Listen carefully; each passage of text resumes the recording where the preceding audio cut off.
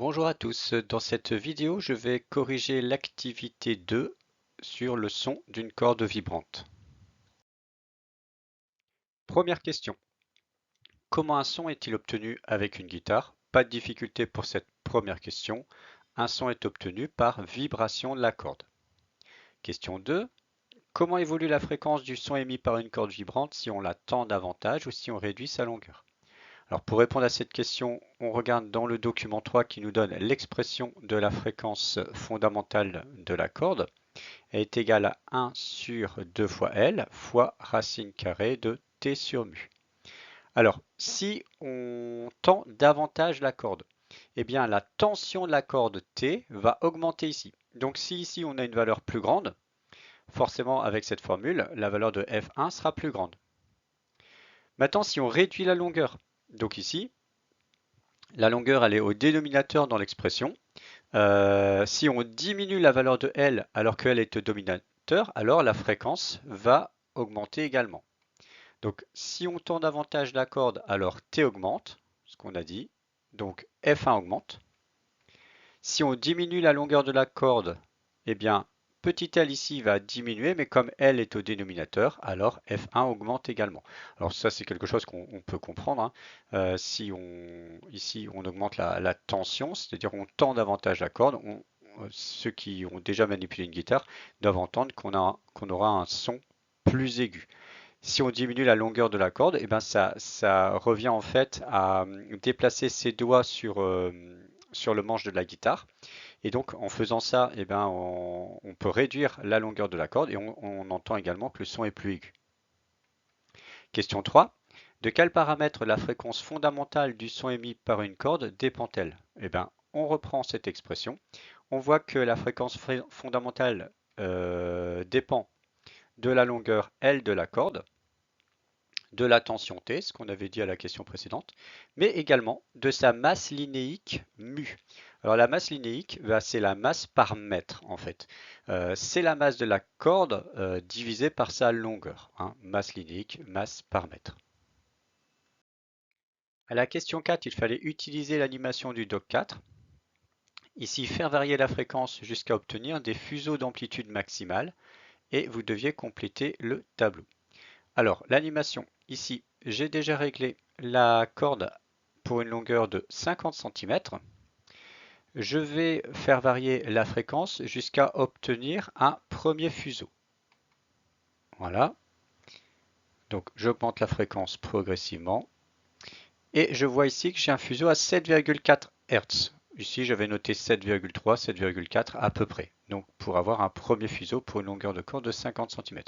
Le deuxième fuseau va apparaître ici pour une fréquence de l'ordre de 14 Hz. Voilà 14,7 ou 14,8 Hz. Ici, moi, j'avais trouvé 14,9 Hz. Donc tout ça, ce sont des bons ordres de grandeur. Enfin, le troisième, enfin les trois fuseaux vont être obtenus pour une fréquence à peu près égale à aux alentours de 22 Hz. Voilà, on voit qu'ils apparaissent. Voilà, les trois fuseaux, 22,3 Hz. Ici, voilà, c'est ce que j'avais obtenu aussi. Donc voilà, ça, ce sont les trois fuseaux que vous obtenez avec la corde de longueur 50 cm. Après, donc on nous demande quelle est la valeur de la fréquence fondamentale du son émis par la corde de 50 cm. Alors la fréquence fondamentale, c'est tout simplement la fréquence lorsque vous avez un seul fuseau. Donc la fréquence fondamentale, elle est ici. C'est 7,3 Hz. D'accord? Donc fréquence fondamentale, c'est la fréquence que l'on a ici avec laquelle on règle le vibreur pour avoir un seul fuseau.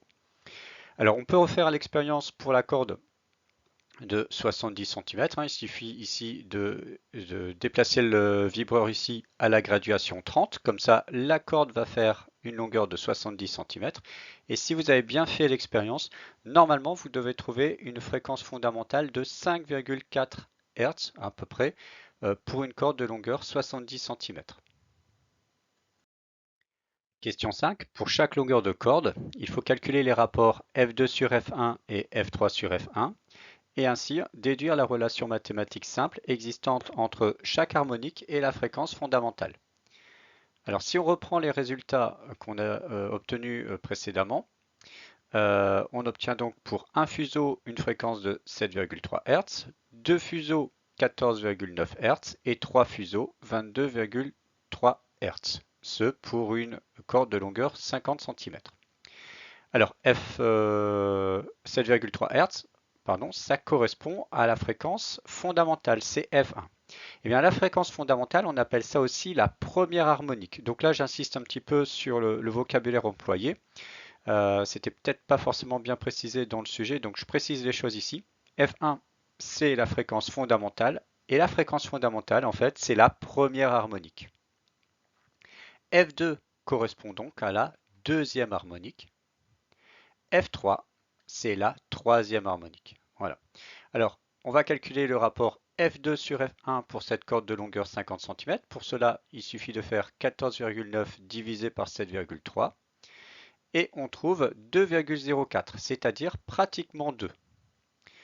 On peut faire aussi le rapport F3 sur F1, c'est-à-dire le rapport entre la troisième harmonique et le fondamental. Donc fréquence F3 sur F1, 22,3 divisé par 7,3 égale 3,05, on a quasiment 3. Donc ce qu'on peut remarquer, c'est que la fréquence des harmoniques sont des multiples entiers. Les fréquences des harmoniques, ce sont des multiples entiers de la fréquence fondamentale. Et ici, on peut deviner par exemple qu'en faisant F4 sur F1, on devrait normalement trouver 4. Alors on va vérifier si on obtient les mêmes rapports pour la corde de longueur 70 cm. Donc même chose, hein. Ici nous aurons F1 la fréquence fondamentale, puisqu'on a un seul fuseau. Ici F2 la fréquence du deuxième harmonique à 10,7 Hz pour deux fuseaux. F3, 3 fuseaux, c'est la fréquence du troisième harmonique.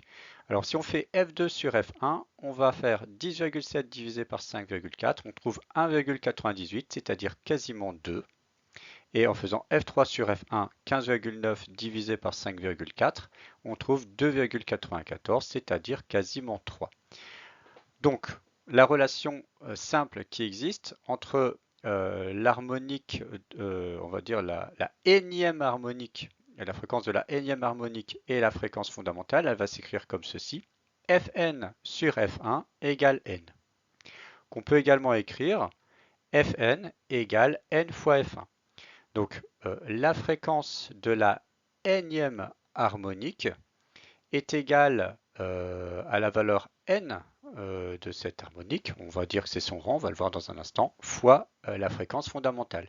Les harmoniques, ce sont des multiples entiers de la fréquence fondamentale. Les fréquences des harmoniques, pardon, sont des multiples entiers de la fréquence fondamentale.